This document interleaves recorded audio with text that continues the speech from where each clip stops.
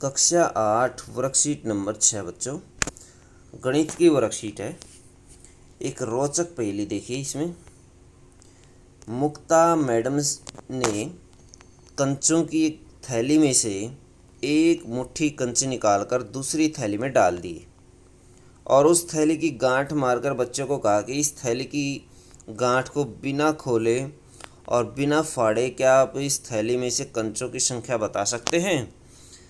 फातिमा का उत्तर। फातिमा ने जानते हो क्या किया। उसने पहली थैली में से एक कंचा निकाला और उसे निकाल करके उसको तराजू पर तोल लिया। इसका वज़न 15 ग्राम निकला। अब फातिमा ने दूसरी थैली को तराजू पर रख करके तोला और उसका वज़न 330 ग्राम पाया।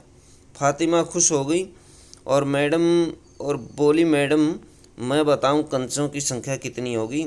ये सभी बच्चे हैरान रह गए जब मैडम ने फातिमा का उत्तर सही बताया और फिर फातिमा ने सभी बच्चों को समझाया। तो बच्चों कैसे समझाया देखिए। माना दूसरी थैली में कंचों की संख्या k है। अब दूसरी थैली के सभी कंचों का वज़न 15 के हो जाएगा। तो बच्चों क्योंकि एक कंचे का वज़न 15 ग्राम है तो सभी से गुणा के संख्या कंचे हैं उसमें, तो के से गुणा कर देते 15 के हो जाएगा।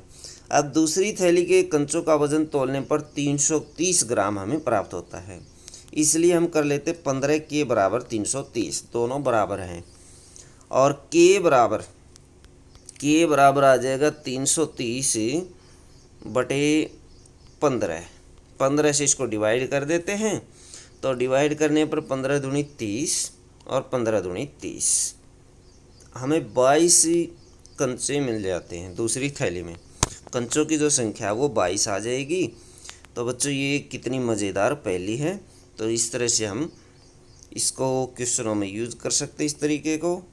निष्कर्ष देखिए, हमने देखा कि तराजू समता का प्रतीक अथवा समानता का प्रतीक होती है और समीकरण को बराबर रखने के लिए हम दोनों पक्षों में एक समान राशि जोड़ते और घटाते हैं या गुणा करते हैं या भाग करते हैं ताकि दोनों पक्ष आपस में सदैव बराबर रहे। तो बच्चों जो तराजू है ये देख सकते हैं चित्र में, ये एक समता का अथवा समानता का प्रतीक होती है। तो इसी के एग्जाम्पल के तौर पर हम दो पक्ष लेते हैं और दोनों पक्षों को बराबर में घटाते, गुणा करते और भाग करते हैं या जोड़ते हैं। रवि के पास मीना से 5 अधिक पेंसिल हैं। यदि दोनों के पास 19 पेंसिल है तो रवि और मीना के पास क्रमशः कितनी कितनी पेंसिलें हैं। मान लेते हैं मीना के पास P पेंसिल है, रवि के पास P+5 होगी क्योंकि मीना से 5 अधिक पेंसिलें रवि के पास हैं। तो हम P में 5 जोड़ लेते हैं। दोनों के पास कुल पेंसिल 19 है तो दोनों की पेंसिलों का जोड़ कर देते हैं P और P+5, जो कि 19 के बराबर होगा। P और P को जोड़ देते बच्चों। P और P को जोड़ने पर हमें मिलेगा 2P। ये देखिए इन्होंने जोड़ दिया है। 2P+5 बराबर 19 और 2P बराबर 5 को हम दूसरी तरफ लेकर जाते हैं।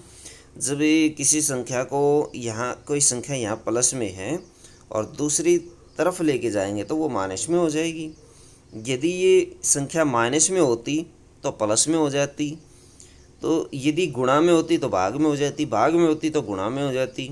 तो प्लस को माइनस किया जाता है, माइनस को प्लस किया जाता है, जबकि गुणा को भाग किया जाता है और भाग को गुणा कर दिया जाता है। एक दूसरे से इस तरह से इनको उल्टा चिन्ह प्रयोग कर लेते हैं हम।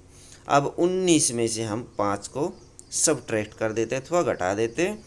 तो ये घटाने पर हमें क्या मिलता बच्चों, 14 मिलता है।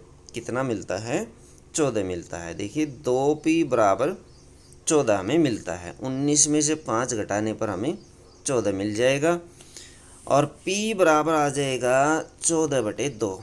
अब देखिए 2P है, 2 को हम दूसरी तरफ लेकर जाएंगे, ये गुणा में है तो दूसरी तरफ जाएगा तो बच्चों भाग में हो जाएगा और 2 से इसको काट देंगे, 2 सत्ते 14 है, तो 7 इसका आंसर आ जाएगा। P बराबर 7 है, तो मीना की जो पेंसिल है वो 7 है और रवि की पेंसिलों की संख्या 5 इसमें जोड़कर हम निकाल सकते हैं। 7 + 5 बराबर 12 होंगी। तो इस तरह से हम पेंसिलों की संख्या निकाल सकते हैं।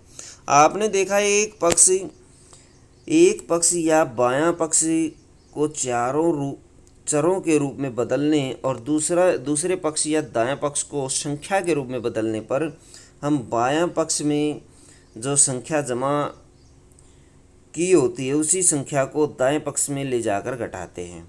तो बच्चों जोड़ करते हैं, गुणा करते हैं, भाग करते हैं, इस तरह से हम इनको इस तरीके का यूज करके हम हल कर लेते हैं।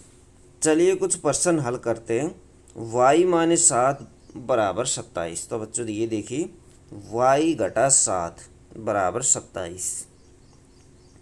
7 को दूसरी तरफ लेकर जाइए। अब ये देखिए माइनस में है, दूसरी तरफ जाएगा तो प्लस में हो जाएगा। पहले बताया था कि चिन्ह बदल दीजिए, प्लस का माइनस, माइनस का प्लस। अब ये 7 इसमें जोड़ दीजिए तो 34 आंसर आ जाएगा। y बराबर 34। अब ये देखिए 7/2 L बराबर 2/7। अब देखिए बच्चों ये गुणा में है और दूसरी तरफ जाएगा तो भाग में हो जाएगा। तो बच्चों इसको हम कैसे लिख सकते हैं?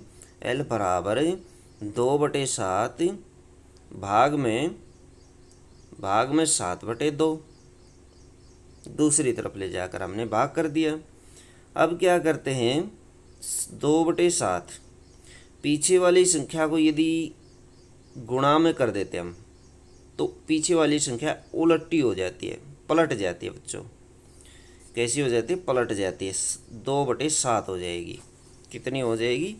2/7 पलट जाएगी। L बराबर 2 की गुणा 2 के साथ करिए 4 और 7 की गुणा 7 के साथ करिए 49। तो 4/49 हमें आंसर मिल जाएगा। तीसरा क्वेश्चन देखिए, 9u + 2/7u बराबर 4 दिया गया है। ऐसा करते हम, ये देखिए u है, इसके साथ भी u है, इन दोनों को एलसीएम लेकर जोड़ लेते हैं। 7 एलसीएम 9 × 7 = 63u और प्लस 2u बराबर 4। ये जो एलसीएम है डिवाइड में है इधर और दूसरी तरफ जाएगा तो गुणा में हो जाएगा। यहाँ से हम इसको जोड़ भी लेते हैं, 2u को जोड़ते हैं 63 के साथ तो हमें 65u मिलता है। 65u बराबर हो जाता है 7 × 28। 7 की गुणा 4 के साथ कर देते हैं। अब u बराबर हमें निकालना, तो u बराबर आ जाएगा 28/65। कैसे आ जाएगा? क्योंकि 65 यहाँ पर गुणा में है और दूसरी तरफ जाएगा तो भाग में हो जाएगा बच्चों। तो इस तरह से आप u बराबर 28/65 निकाल सकते हैं। तो बच्चों देखिए हमने इसको हल कर दिया है। इस तरह से आप इन क्वेश्चनों को हल कर सकते हैं। वीडियो को रोक कर भी आप इनको देख सकते हैं। तो बच्चों ये थी आपकी मैथ की वर्कशीट। वीडियो अच्छी लगे तो लाइक करें, हमारे चैनल को सब्सक्राइब करें।